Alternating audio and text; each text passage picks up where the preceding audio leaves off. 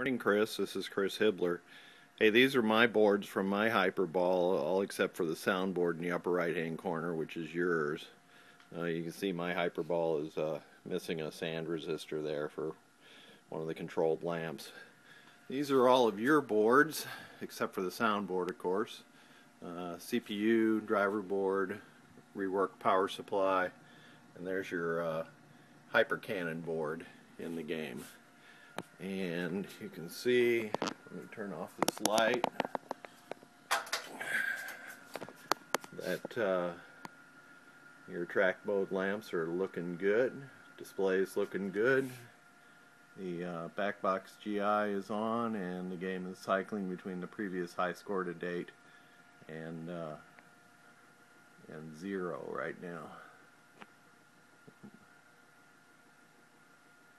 There's a long cycle time between those. So there it is. So we've got some credits on the game.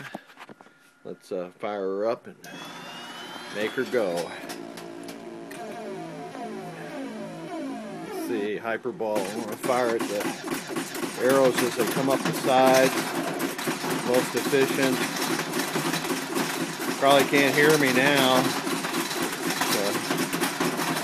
There you go. Let's drill a smart bomb.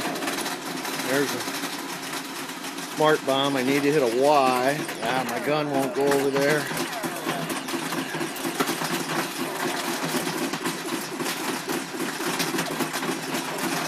See your flashers work back here periodically when your base gets hit. And there we go. On to player 2. So you can see this baby is, this board set is completely functional now. So the only thing left is a couple things for you to check in the game. That's it.